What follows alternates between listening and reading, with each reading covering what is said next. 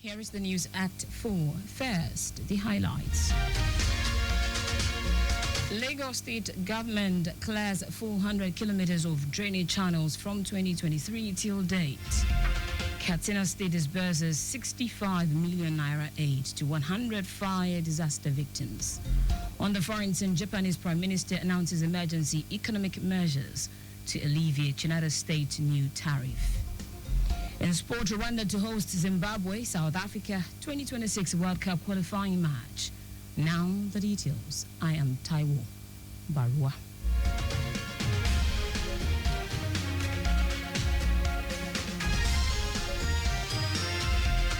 The Lagos State Government has cleared a total of 445 kilometers of drainage channels through the Emergency Flood Abatement Gang from 2023 till date. Commissioner for Transportation and Water Resources Tokumbo Wahab stated this at the 2023 Ministerial Press Briefing to highlight the activities and achievement of the Babajide Sanwo-Olu administration to mark the second year of his second term in office. Wahab noted that in a bid to eradicate open defecation in line with the Sustainable Development Goals 6, the present administration is building another 150 public toilets in addition to the 250 public toilets being executed through public-private partnership under the Water, Sanitation and Hygiene WASH initiative. The commissioner hinted that no fewer than 15,000 street sweepers are deployed on the highways, inner roads and markets across the state daily, with more trees planted to tackle the issue of climate change, targeting the planting of 50 additional trees in 2 years. In the year under review, Wahab said 3,786 street traders were arrested, while 700 people were also arrested for crossing highways in Lagos to prevent loss of innocent lives. During the year 2023 to 2024, a total of 22.9 kilometers of collector drains and 12.43 kilometers of primary channels areas in various levels of completion within the state, while an additional 36.44 kilometers of collector drains are going through procurement processes for the year 2025.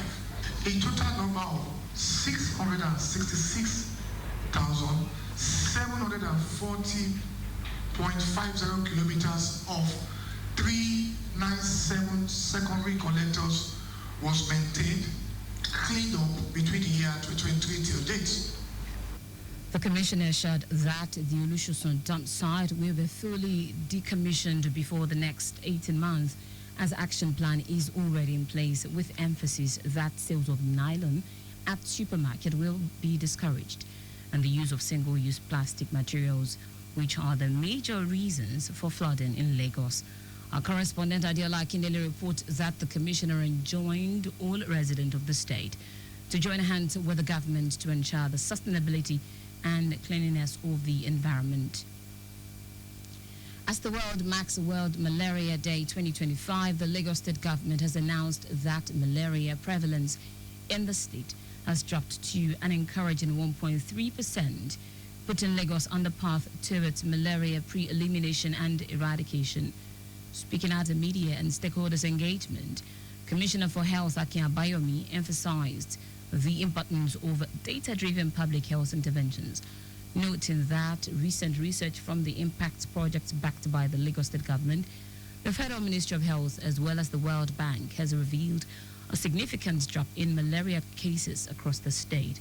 Abayomi raised concerns over continued misuse of anti-malaria treatment and called on healthcare providers, pharmacies, patent medicine vendors, and the general public to embrace evidence-based treatment practices and support the state's drive to eliminate malaria. If you have fever and you suspect you have malaria, go for a test. The test is available in all our primary healthcare facilities and all accredited private hospitals and clinics. Please do not ask for anti-malaria without undergoing a blood test, a rapid diagnostic test. Under this program, this testing in our primary healthcare facilities is absolutely free of charge. The commissioner also acknowledged the effort of his predecessor, Dr. Leke Kweton and Dr. Jide Idris, who laid the foundation for Lagos' current malaria control success. He noted that achieving elimination would require a multi-sectorial strategy involving digital solutions, robust data systems, infrastructure improvement, expanded health insurance coverage, strengthened human resource capacity, and active public-private partnerships. The special advisor to the governor on health, Olukemi Ogunyemi, and the permanent secretary of the ministry, Olusegun Ogboye, on their part restated the government's commitment to strengthening the healthcare system and called on residents to take preventive measures seriously. Our health correspondent, Adirayo Iduwalaya, reports that the Lagos State Ministry of Health, together with some development partners, hosted a symbolic awareness walk around the Lausa area as part of the World Malaria Day commemorative activities. The House of Representatives Ad Hoc Committee on the State of Emergency in Rivers State has accepted an apology from the sole administrator Ibokete Ibas following his appearance before the panel on Friday. The retired naval chief appeared in person after previously missing invitations from the committee.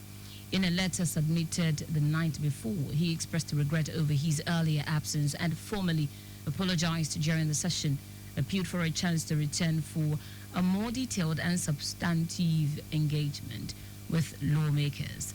In a statement by the committee chairman and House leader Julius Ihoveri, the committee described the administrator's appearance and apology as a demonstration of respect and responsibility.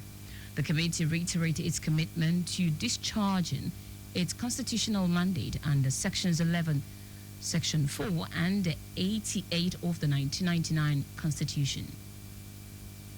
Now to the rest of the stories. At least 100 victims of the fire disaster in Katsina State have received 65 million naira from the State Emergency Management Agency, SEMA. The state deputy governor, Farouk Jebe, while flagging off the disbursement exercise held at the agency's complex located at the Old Government House, Katsina, announced that beneficiaries were drawn from 14 local government areas in the state. He urged them to make judicious use of the financial assistance given to them by the government to improve their living conditions. Jaber recalled that the state government had supported over 1,000 flood victims, where the sum of 451 million naira was disbursed to these communities. He stated that the state government has also done so well in supporting vulnerable groups, including victims of banditry and other criminality across the state.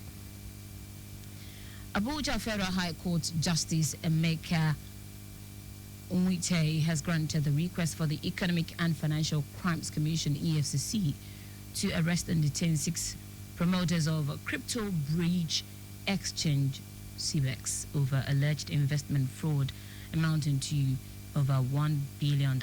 Justice Onwite issued the order following submissions by the counsel to the EFCC. Fadila Yusuf stated that intelligence report received by the EFCC chairman implicated the defendant in various criminal activities, stressing that the agency has a constitutional duty to investigate crimes and enforce law and order. In foreign news now, Japanese Prime Minister Shigeru Ishiba has announced emergency economic measures to alleviate any impact on industries and households affected by the United States new tariffs on products from Japan. The package unveiled by Ishiba includes support for corporate financing as well as subsidies to lower petrol prices by 10 yen a litre and partially cover electricity bills for 3 months from July. Ishiba said the U.S. tariffs could have a significant impact on Japanese industries that support the economy, such as automobiles and steel. He said to help small and mid-sized companies more vulnerable to economic swings, a larger scope of firms will be eligible for lower interest loans extended by government-backed banks. The government will also consider additional measures to boost domestic consumption, depending on the impact of the U.S. tariffs on Japan's massive automotive industry. In sport now, Zimbabwe has opted to host their 2026 World Cup qualifying match against South Africa in Rwanda, shifting the fixture from their previous home venue in South Africa.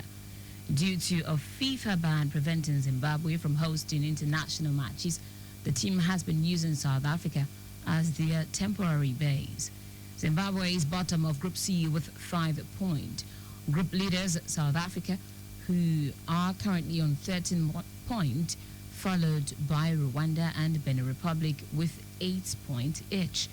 Nigeria trials with 7, while Lesotho and Zimbabwe have 6 and 5 points respectively. Only the top team in each group qualifies automatically for the World Cup, while the best performing second-placed teams will enter a playoff for a chance at the Intercontinental Playoff spot. And that's it on the news at 4. But just before we go, use the walkway where available to avoid accident. You can follow us and like all of our social media platforms: X at Traffic Radio 961, Facebook Lagos Traffic Radio 96.1 FM, Instagram Lagos Traffic Radio 961. Subscribe and watch our news and programs live on YouTube at Traffic Radio 961. You can also visit our website www.trafficradio961.ng. Did you know that the Sanwo-Olu administration initiated 500 hectares rice farm technology intervention project? You can get more details on the Lagos State Government website. To end the news, here are the highlights of the major stories.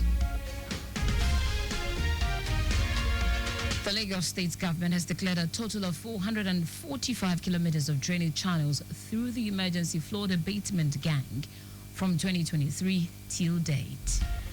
At least 100 victims of the fire disaster in Katsina have received 65 million naira from the State Emergency Management Agency, SEMA.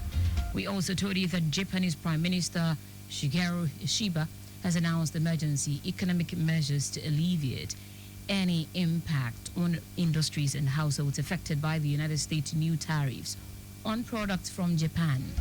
Finally, in sport, Nigerian forward Zimbabwe has opted to host their 2026 World Cup qualifying match against South Africa in Rwanda, shifting the fixture from their previous home venue in South Africa. For contact with the newsroom, send a message to info@trafficradio961.ng. That ends the news broadcast compiled by Majid Ololade. I am Taiwo Baruwa. Thank you for listening. Good afternoon and welcome to the return trip.